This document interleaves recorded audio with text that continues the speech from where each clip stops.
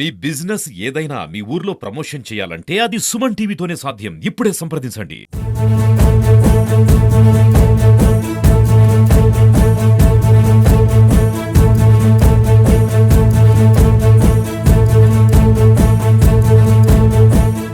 జరుగుతుందంటే దానికి కారణం పొలిట్ బ్యూరో మెంబర్ శ్రీనివాసరెడ్డి. ఆయన కడపలో నిర్వహించాలనుకున్నారు, పార్టీ అధిష్టానాన్ని ఒప్పించారు. ఈరోజు ఇదే కడపలోనే మహానాడు జరగబోతుంది. దానికి సంబంధించిన ఏర్పాట్లన్నీ కూడా కొలికొచ్చాయి. ప్రస్తుతం ఆయన మనతో ఉన్నారు.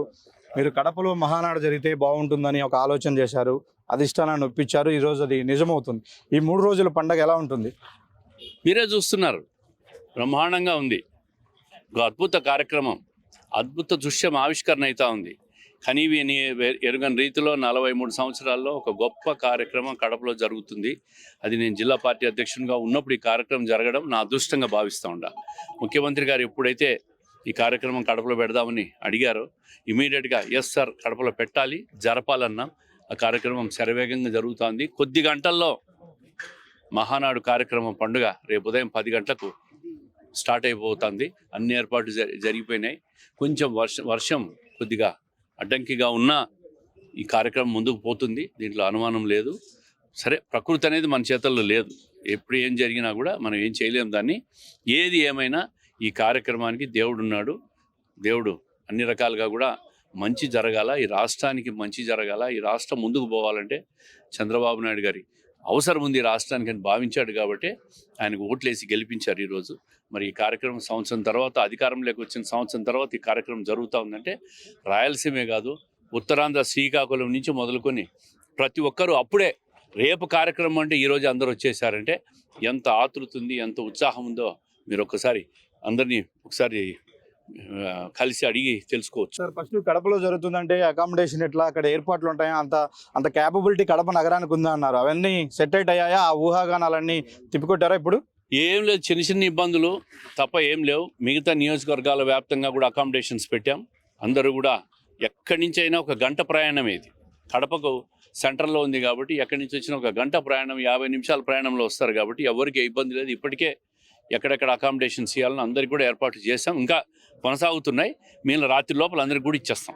సార్, మహానాడు వేదికగా కొంతమంది వైసీపీ కీలక నేతలు పార్టీలో చేరబోతున్నారు. దానికి సంబంధించి గ్రౌండ్ అంతా మీరే ప్రిపేర్ చేశారంటారు. ఎవరెవరు ఉండే అవకాశం ఉంది?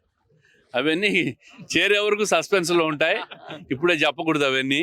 ఎందుకంటే పార్టీలో చేరేదానికి గేట్లు ఓపెన్ చేయండి అని చెప్పి సంవత్సరం నుంచి వైసీపీ నాయకులు అడుగుతూనే ఉన్నారు. మా పెద్ద ఆయనంగా గేట్లు ఓపెన్ చేయలే. గేట్లు ఓపెన్ చేస్తే ఆ ఒక్కరిని వదిలేసి అందరూ వచ్చేస్తారు. మాకు వద్దు, వాళ్ళంతా ఎందుకు, ఆ స్క్రాప్ అంతా మేము తీసుకొని ఉన్నవాళ్ళు బాధపడ్డాము, ఇవన్నీ ఎందుకు. ప్రజలు మాకు అండగా ఉండారు, ప్రజలు ఓట్లు వేసినారు, భారీ మెజార్టీలతో ఓట్లు వేసినారు. రాష్ట్రాన్ని ముందుకు తీసుకుపోతున్నారు, పెట్టుబడులు వస్తున్నాయి, అభివృద్ధి జరుగుతూ ఉంది. లక్షల కోట్లు పెట్టుబడులన్నీ వచ్చి 3-4 సంవత్సరాలు ఇవన్నీ కార్యరూపం దాలిస్తే రాష్ట్ర సంపద పెరుగుతుంది, ఉద్యోగాలు వస్తాయి, ట్యాక్సెస్ పెరుగుతాయి, రాష్ట్రం అంతా ముందుకు పోతుంది. 5 సంవత్సరాలు ఆయన 1 ఛాన్స్ అని తీసుకొని ఆ ఫ్యాన్ పట్టుకొని తిరిగి రాష్ట్రం అంతా నాశనం చేసి పడేసినాడు. ఆ ఫ్యాన్ ముక్కలు చేసేసినారు ప్రజలంతా. ఈరోజు మళ్ళా ఎందుకు, వాళ్ళంతా ఆ స్క్రాప్ అంతా మా దగ్గరికి వచ్చి ఇక్కడ ఉండే వాళ్ళని చెడగొట్టడం. సార్, లోకేష్ గారిని పార్టీ వర్కింగ్ ప్రెసిడెంట్ చేయాలి, అది ఈ మహానాడులోనే అనౌన్స్ చేయబోతున్నారు అంటారు. ఏంటి సార్? నేను ఇంతకుముందే చెప్పా కదా, ముఖ్యమంత్రి గారి తర్వాత ఎంత పెద్ద పదవి ఇచ్చినా ఆయనకు అవసరం. ఈరోజు 43 సంవత్సరాల తర్వాత 3వ తరం వచ్చిన తర్వాత మళ్ళీ 75 సంవత్సరాల రజతోత్వం జరుపుకోవాలంటే 3వ తరం నేత మంచి పొజిషన్లోకి రావాలా, వచ్చి రాష్ట్రాన్ని ముందుకు తీసుకోవాలా, యువతకు భరోసా ఇవ్వాలా.